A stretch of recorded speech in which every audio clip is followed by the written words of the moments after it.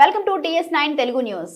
సిద్దిపేట జిల్లా BC SC ST JAC ఆధ్వర్యంలో round table సమావేశం నిర్వహించడం జరిగింది. సమావేశంలో జేఏసీ నాయకులు మాట్లాడుతూ తెలంగాణ కొట్లాడి తెచ్చుకున్న తెలంగాణ మరి ఆ తెలంగాణ ఉద్యమంలో పాల్గొన్నది ఈ బీసీ నాయకులు, ఎస్సీ ఎస్టీ మైనారిటీ నాయకులు ఎక్కువ ఉన్నారు. మరి అగ్రవర్ణ కులాలు ఎక్కడ కానీ ఉద్యమంలో పాల్గొన్నది 5%.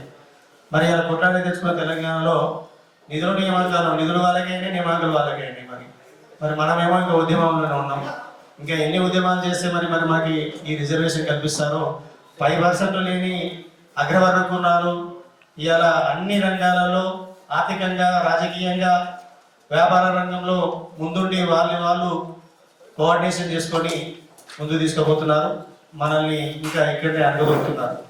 కాబట్టి ఇప్పటికైనా బీసీ నాయకులారా, బీసీ ఎస్సీ ఎస్టీ మైనార్టీ నాయకులు ఇప్పటికైనా వెళ్ళుకొని మనది మనం పూలబాట వేసుకోవాలని చెప్పి నా ఒక సూచన.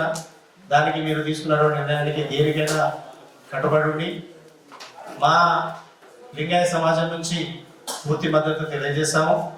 ఇంకొకటి, తెలంగాణ సకల జనుల సమ్మె ఏ విధంగా అయితే జరిగిందో అదే తరహాలో గ్రామాల బీసీ నాయకులు, ఎస్సీ ఎస్టీ మైనార్టీ సంఘ నాయకులకి అందరికీ ఒక కమిటీ ఏర్పాటు చేసి, మండల కమిటీ, గ్రామ కమిటీ, జిల్లా కమిటీ ఏర్పాటు చేసి ఒక పిలుపు మేరకు ఎక్కడికక్కడ ధర్నాలు చేయాలని చెప్పి ఒక కమిటీ ఏర్పాటు చేయాలని చెప్పి ముఖ్య నాయకులు ముందున్నారు.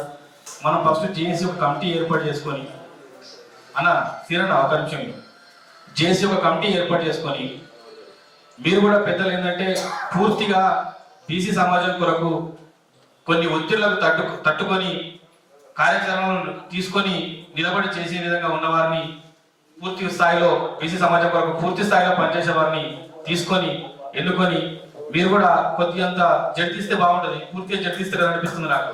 ఇక్కడ అధ్యక్షత వహించే మన పెద్ద మనుషులు పూర్తి స్థాయిలో జడితిస్తారు అనిపిస్తుంది.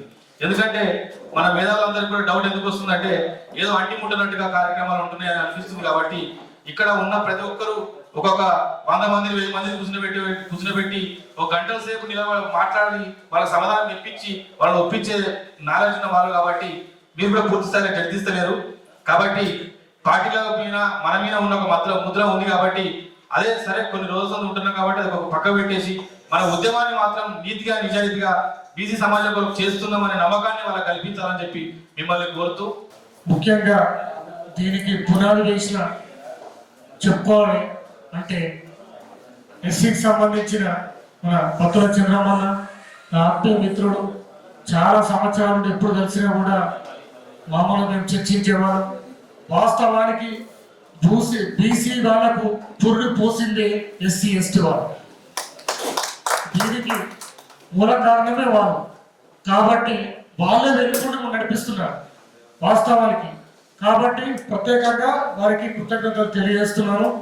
అలాగే కొన్ని కమిటీలు వేసుకొని మామూలుగా మనం ఇప్పుడు చాలా మంది కూడా మనం బీసీ గురించి చెప్తుంటే ఏదో వాళ్ళు రాజకీయానికి సంబంధించి మాట్లాడుతున్నారు అనేది ఒక అపోహ ఉన్నది. కాబట్టి అలాంటిది పోవాలంటే భావితరం ఏ విధంగా సస్యశ్యామలు అవుతుంది, మరి ఏ విధంగా ముందుకు వెళ్ళి వారు ఆనందంగా జీవించగలుగుతారు, వారికి కూడా అన్ని రంగాలలో అభివృద్ధి ఏ విధంగా అవుతుందనేది తెలియజేయడానికి మనం కూడా కొన్ని కమిటీలు వేసుకొని మామూలుగా నేను సూచించేది ఏంటంటే మామూలుగా బీసీ ఇందులో మనమే కాకుండా బీసీ ఎస్సీ ఎస్టీ మహిళా మేధావులతోటి ఒక సమావేశం, అలాగే కొంతమంది కర్షకులతోటి, అలాగే ప్రధాన కూడళ్లలో కూడా కొద్దిగా మన ఆలోచనలు ఒక 30 నుండి 40 సంవత్సరాల నుండి ఏ విధంగా మనం వెనుకబడతానికి గురైన, ఏ విధంగా దోపిడీ గురైన సంగతి కొద్దిగా కరపత్రాల ద్వారా పంచి ఆ విధంగా కూడా వాళ్ళకి, ఎందుకంటే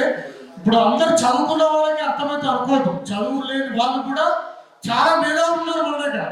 వాళ్ళ సర్టిఫికెట్ ఉండకపోవచ్చు. తానా మహాసభలో కూడా నాగేశ్వరరావు 5వ తరగతి చదువుకున్న, అమెరికాలో ఇంగ్లీష్ కూడా మాట్లాడారు. కాబట్టి సబ్జెక్టుకు అవగాహన, అనుభవానికి చాలా డిఫరెన్స్ అనేవి ఉంటాయి. కాబట్టి ఆ దిశలో కూడా కొద్దిగా మనం అవేర్నెస్ అనేది పెంపొందించాలి.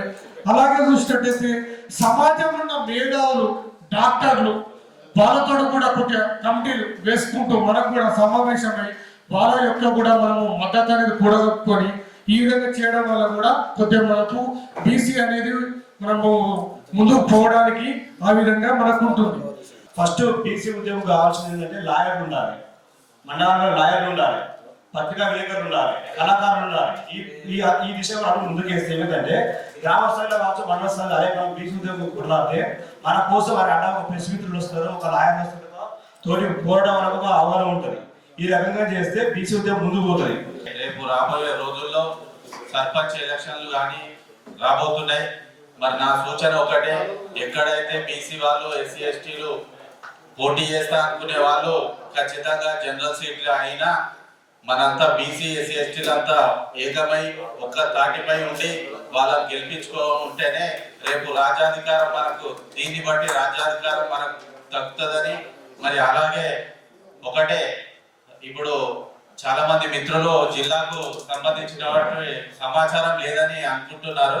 కాబట్టి మీరు దయచేసి జిల్లా వాళ్ళు కూడా మాకు సమాచారం ఇస్తే నవీన్ గౌడ్ దాన్ని తొందరగా ఏర్పాటు చేసుకొని మరి రాష్ట్ర నాయకత్వాన్ని సిద్దిపేట జిల్లాకు తెలంగాణ పురిటిగడ్డ ఉద్యమాలకు, కాబట్టి మీరు ఒక కార్యాచరణ రూపొందించుకొని బీసీ జేఏసీ వాళ్ళను తొందరగా ఇక్కడికి ఒక 1000 మందితోటి అందరు జిల్లా వ్యాప్తంగా ఖచ్చితంగా వస్తారు. కాబట్టి బీసీ ఆర్ కృష్ణయ్య వాళ్ళ టీం అందరినీ సిద్దిపేట జిల్లాకు ఖచ్చితంగా పిలవాలి. పిలిస్తే ఇక్కడ నుండే ఉద్యమం చేరుతుంది.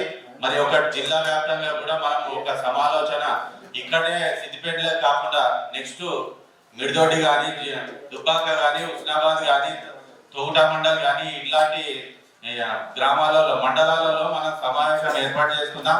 మరి వాళ్ళకు కూడా అక్కడ ఉన్నటువంటి బీసీ ఎస్సీ ఎస్టీలు అందరూ వాళ్ళకి సమాచారం ఇచ్చి వాళ్ళని కలుపుకొని మనం ముందుకు వెళ్ళాలి.